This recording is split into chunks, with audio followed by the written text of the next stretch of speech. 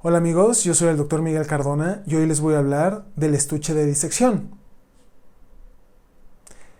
El estuche de disección es un conjunto de herramientas quirúrgicas que nos permitirán hacer prácticas de anatomía humana en el anfiteatro. También algunos de esos instrumentos nos permitirán posteriormente hacer procedimientos quirúrgicos en seres humanos o en cualquier otro ser vivo. Ahora veremos algunos de los instrumentos que forman parte de este kit de disección. Además, también veremos sus partes y explicaremos para qué sirve cada uno de ellos. Este es el típico estuche de disección que se utiliza para hacer prácticas en el anfiteatro o cualquier otro tipo de disección. Veremos cuáles son los componentes que se encuentran en este estuche. Primeramente, aquí vamos a tener el estilete. Esta estructura alargada la vamos a conocer como estilete. Encontramos la sonda canalada. En algunas ocasiones la podemos conocer como el Mickey Mouse por esta simpática forma que encontramos aquí. Vamos a tener dos pinzas de disección. Primeramente tendremos las pinzas de disección con dientes, que está en esta forma, y la pinza de disección sin dientes. Por otro lado vamos a encontrar dos tijeras, las tijeras de Mayo rectas y las tijeras de Mayo curvas. Vamos a tener también separadores que nos van a permitir separar los tejidos cuando estemos haciendo una intervención grande. Encontramos también el mango de bisturí número 4, el cual nos permitirá manipular hojas de bisturí y hacer las incisiones en los diferentes tejidos. Encontramos dos tipos de pinzas, las pinzas Kelly curvas y las pinzas Kelly rectas. Ambas pinzas nos van a servir para diferentes funciones, entre ellas también vamos a encontrar esta pinza que se conoce como portaagujas. El portaagujas, a diferencia de las pinzas Kelly, va a tener una función más específica. Entre ellas va a ser hojas de bisturí con mayor precisión, gracias a ese pequeño surco que tiene en la mandíbula. Ahora sí, por último, encontramos las erinas.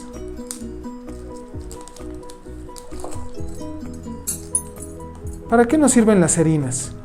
Bueno, para sostener tejidos de diferentes regiones y evitar que se muevan.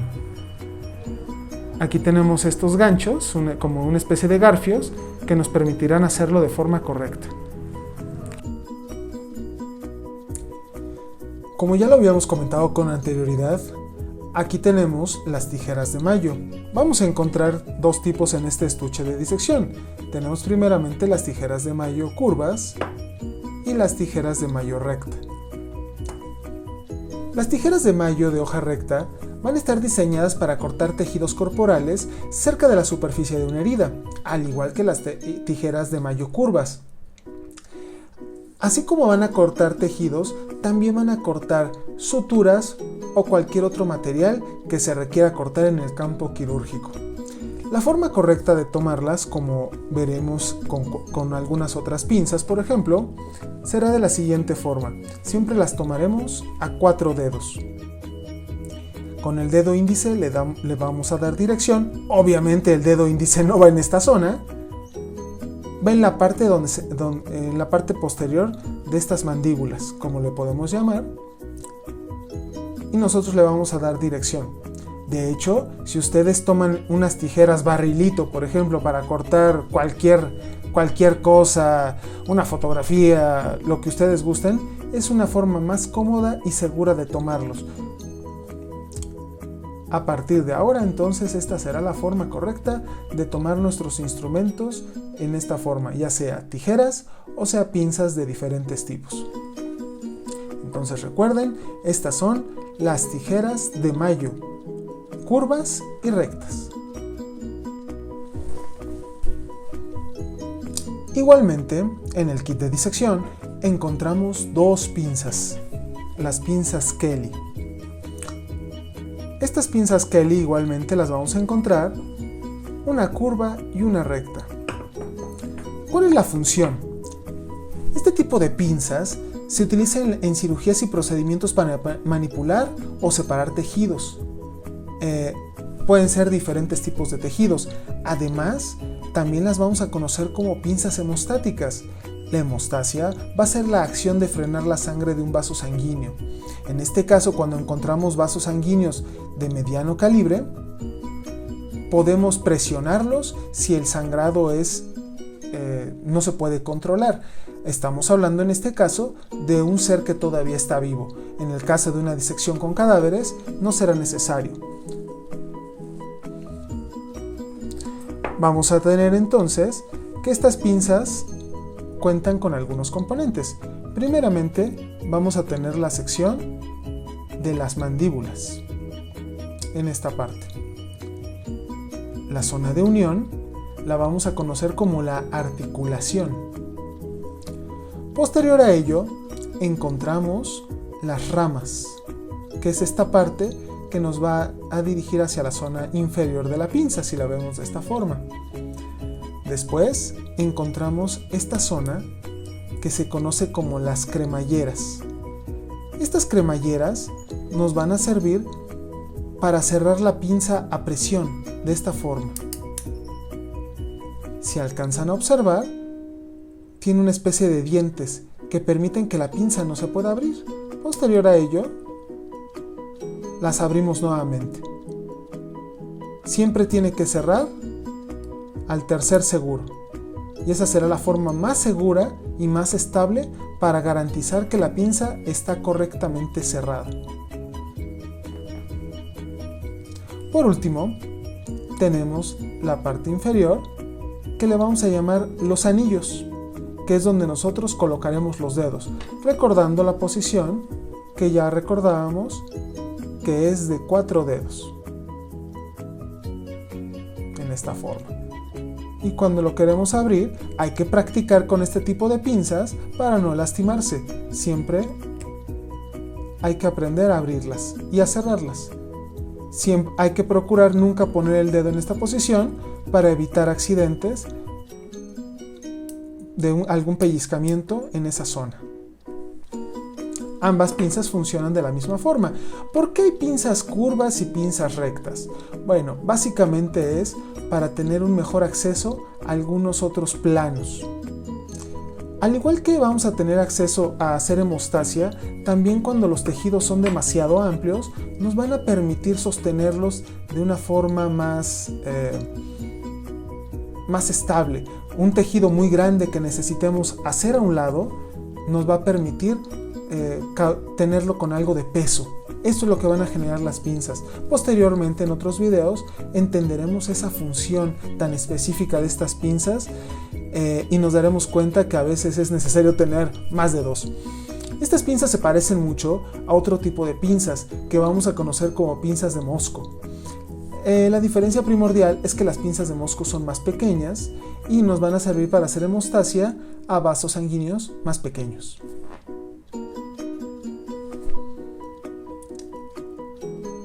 Esta es la pinza portaagujas.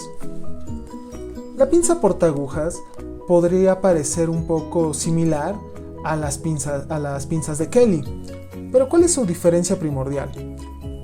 Si la comparamos, las pinzas portaagujas van a tener mandíbulas más pequeñas, como podemos observar aquí, a diferencia de una pinza Kelly. Aquí tenemos que es más corta la parte de las mandíbulas. Ahora, vamos a tener que cuenta con su articulación. En la parte más inferior encontramos las ramas.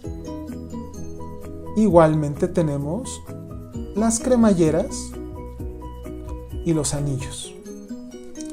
Ahora, en la zona de las mandíbulas tenemos algo muy peculiar. Mientras que las pinzas Kelly solamente van a tener un estriado para sostener ciertas estructuras, por ejemplo los tejidos del cuerpo humano, ya sea un pedazo de piel o un vaso sanguíneo, aquí vamos a encontrar un surco central en cada una de las mandíbulas. ¿Esto para qué nos va a servir? Cuando nosotros tengamos que utilizar alguna aguja, por ejemplo, nos va a dar una mayor sujeción sin que se doble. Esta es una aguja de disección que nosotros vamos a utilizar, y al momento que nosotros la colocamos en el portaagujas se vuelve bastante estable. Aquí yo estoy cargando el portaagujas sin tomarlo con la otra mano.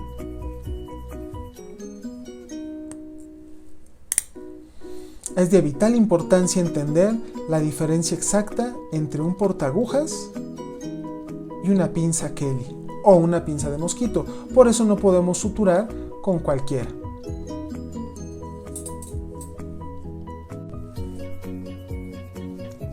Ahora tenemos los separadores.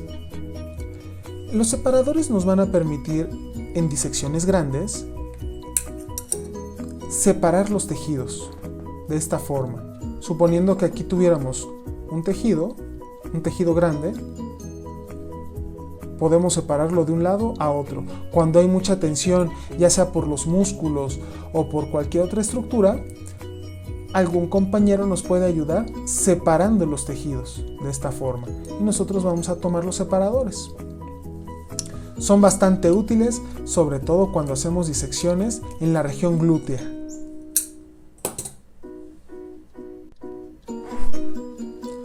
Ahora tenemos las pinzas de disección, con dientes y sin dientes. Regularmente cuando hablamos de que tienen dientes o no tienen dientes, estamos hablando de esta zona. Si se fijan, esos dientes están muy pronunciados y pueden tomar un tejido con muchísima firmeza. ¿Cuál sería la diferencia primordial entre que una pinza tenga dientes y la otra no? Bueno, cuando hablamos de una pinza que tiene dientes, es para algún tejido que que está muy resbaloso, por ejemplo, y que está lo suficientemente firme para tomarlo fuertemente con la pinza. Por otro lado, podemos tener algún tejido muy friable o demasiado delicado que tenemos que tomar con más cuidado con esta pinza. Estas pequeñas estrías no las vamos a considerar como dientes, sino simplemente es para que el tejido no se resbale. Porque el tejido regularmente, cuando estamos haciendo cualquier práctica de disección, puede resbalarse por los fluidos propios de conservación o del mismo cuerpo.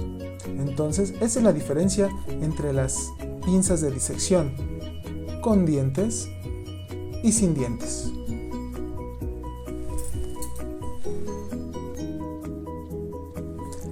Esta es la sonda acanalada.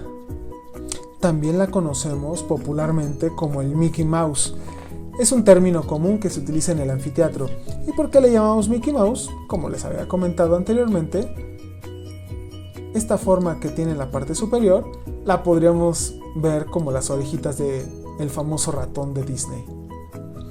Bueno, esta sonda acanalada, ¿por qué le decimos sonda acanalada? Porque aquí tenemos un canal. La sonda acanalada va a ser de mucha ayuda cuando estemos intentando hacer una disección en el anfiteatro. Una de sus funciones va a ser la disección Roma. La disección Roma es cuando nosotros queremos separar tejidos, pero sin cortarlos. Lo veremos más adelante cuando hablemos de la fascia. Ahora, aparte de hacer la disección Roma, nos va a ayudar a hacer una mejor sutura. A veces cuando estamos en una situación de que tenemos que suturar, a veces necesitamos cierta fuerza. Nosotros nunca vamos a meter los dedos como lo haríamos para coser una camisa, por ejemplo. Requerimos entonces ayudarnos de las herramientas que tenemos en el estuche de disección. ¿Cómo lo utilizamos? Imaginen que estamos utilizando o que tenemos un tejido. Imaginen que tenemos un pedazo de piel que tenemos que suturar. Entonces, la sonda acanalada nos va a servir para sostener esa piel y podremos pasar la aguja haciendo presión. Imaginen que la sonda acanalada va a ser el equivalente a su dedo poniéndolo en el lugar. Es de vital importancia entonces que nosotros utilicemos esta sonda canalada de forma correcta. Cuando nosotros empezamos a suturar, nos olvidamos de coser, especialmente cuando alguien tiene experiencia en hacer eso.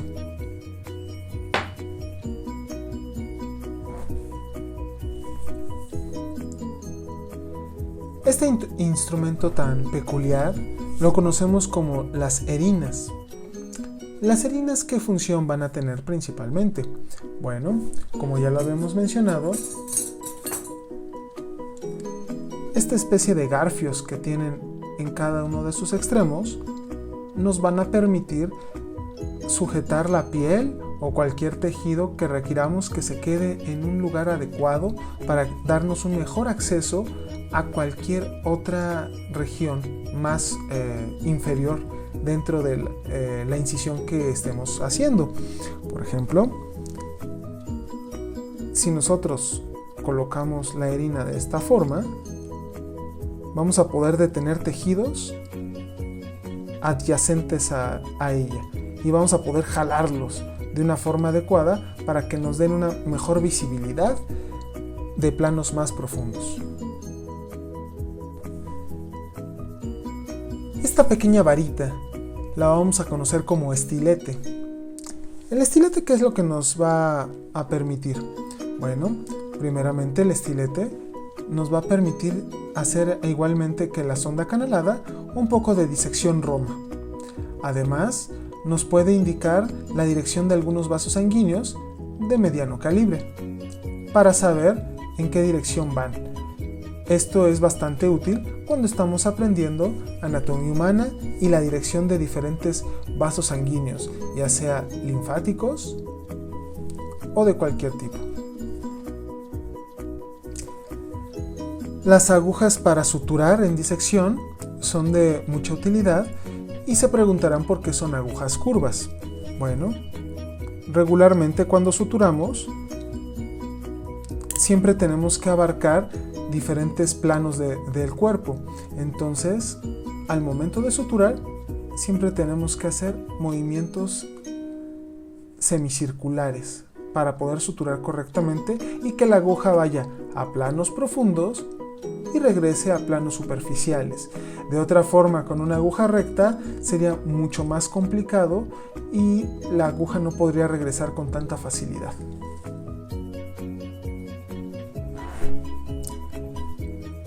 Este es el mango de bisturí del número 4. En este mango de bisturí podemos observar propiamente la parte del mango y en esta parte superior encontramos la ranura para encajar la hoja de bisturí. Como vemos, tenemos en esta pequeña ranura dos pequeños surcos, uno a cada lado. En esta ranura va a encajar perfectamente la hoja de bisturí. Igualmente tenemos esta pequeña diagonal. Al igual que tenemos algunos otros instrumentos o incluso aparatos, siempre tienen que encajar de una forma particular. La hoja de bisturí, en un momento veremos que tiene una diagonal para encajar perfectamente y que no haya confusión. Las hojas de bisturí que vamos a utilizar, hay muchas en el mercado, pero vamos a utilizar hojas de bisturí del número 4, que son compatibles con este mango. Ahora, la forma correcta de abrir estos paquetes que son estériles de las hojas de bisturí, tenemos que buscar unas pequeñas pestañas en el extremo de esta envoltura. No hay que utilizar tijeras para abrirlas ni nada. Entonces, nosotros liberamos estas pequeñas pestañas, siempre hagámoslo con mucho cuidado y al momento de intentar sacar la hoja de bisturí, apuntamos hacia abajo, nunca apunten a su cara. Y ahí está. Esta es una forma bastante segura de abrir nuestra hoja de bisturí. Ahora, nuestra hoja de bisturí tenemos que tomarla con muchísimo cuidado. ¿Qué vamos a encontrar en esta hoja de bisturí? Bueno, primeramente vamos a tener la parte activa, donde encontramos el filo. De hecho, si observan, tenemos toda esta parte que está afilada. Parece bastante a un cuchillo, como podemos observarlo aquí. Esta parte nunca se debe tocar. Aunque en apariencia pierda filo después de la disección, podemos darnos cuenta que el filo no se pierde por completo y puede causarnos heridas importantes, por lo cual siempre es importante utilizar lentes de protección y nunca tocar esta parte. Todas las demás partes de la hoja de bisturí no están afiladas, pero igualmente debemos tener cuidado. Otra consideración que debemos tener con las hojas de bisturí es que estas, aunque son metálicas, no se van a doblar como los metales como estamos acostumbrados a verlos, sino más bien van a tener una apariencia más como la del vidrio. Se pueden reventar si les aplicamos demasiada tensión, por lo cual nunca debemos intentar doblarlas. Ahora, vamos a ver la forma correcta de colocar una hoja de bisturí en su mango. Como ya les había comentado, vamos a tomar la pinza portaagujas. Ahora, nosotros en la parte central de esta hoja de bisturí vamos a tener un pequeño surco que tiene que ser compatible con esta parte, con esta pequeña ranura. ¿De acuerdo? Como les comenté hace un momento, encontramos que tiene una diagonal, que esa diagonal tiene que encajar perfectamente en esta zona. Si yo veo mi bisturí y veo la diagonal, tendría que quedar de esta forma. Volteamos la hoja de bisturí, recuerden nunca tocarla de su parte activa.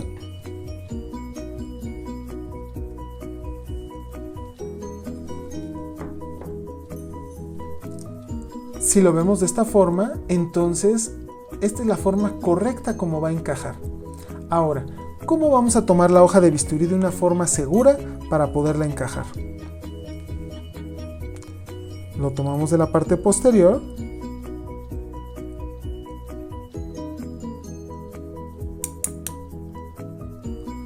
Recuerden que la cremallera tiene que quedar ajustada en el tercer tope. Ahora, ya tenemos perfectamente ajustada la hoja de bisturí a la punta o en las mandíbulas de nuestro portaagujas.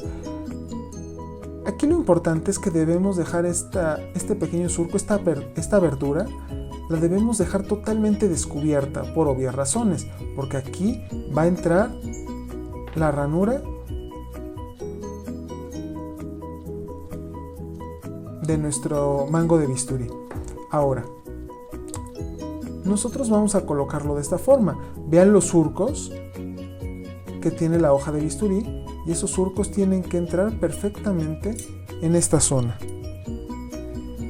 Ahora, vamos a tomarlo como si fuera un riel y ya queda perfectamente en cada una de ellas. Este procedimiento tiene que hacerse con cuidado para no tener ningún accidente. Ahora, así como tengo mi mano izquierda, que estoy señalando en este momento, vamos a empujar la pinza portaagujas hacia nuestro mango de bisturí. De esta forma, con mucho cuidado. Y ahí se escuchó un pequeño clic. Tenemos que hacerlo con una fuerza moderada. Nunca, pero nunca hacerlo con demasiada fuerza. Si hay demasiada fuerza, es posible que estemos cometiendo algún error. Todavía estoy deteniendo mi hoja de bisturí con mi portaagujas. Ahora lo que tengo que hacer es soltar el portaagujas con mucho cuidado. Recuerden que no se debe doblar ni nada por el estilo. Y lo libero con mucho cuidado y ya tengo listo el montaje de mi hoja de bisturí. Ahora, nosotros tenemos que empezar a utilizar nuestra hoja de bisturí. Regularmente hay formas para empezarla a utilizar, como esta, por ejemplo. Podemos encontrar varias angulaciones dependiendo cuál sea la forma adecuada o qué tejidos intentemos atravesar.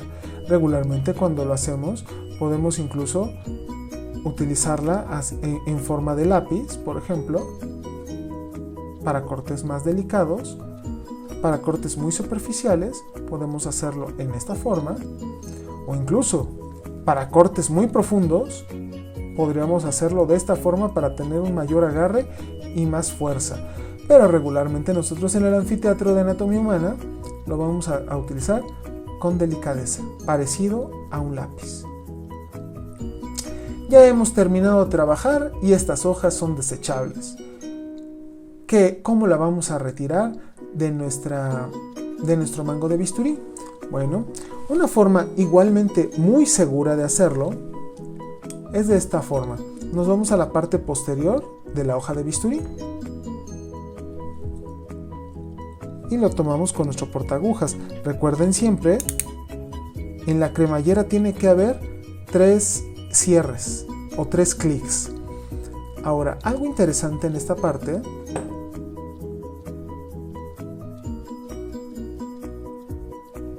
es que yo voy a intentar liberar. Les dije hace un momento que no debíamos doblar las hojas de bisturí demasiado, pero tienen una cierta flexibilidad. Regresa a su posición, pero aquí lo que pretendo es de la ranura liberarlo un poquito. Ahora, con mi dedo pulgar, lo voy a hacer hacia adelante.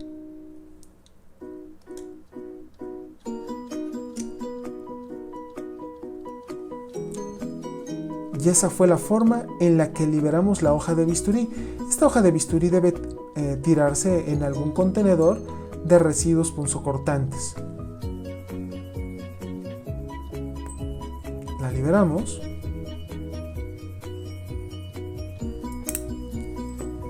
Y esa va a ser la forma más adecuada y más segura de utilizar su hoja de bisturí para evitar accidentes. Sé que hay otras formas, pero esta les garantizo que no les causará problemas.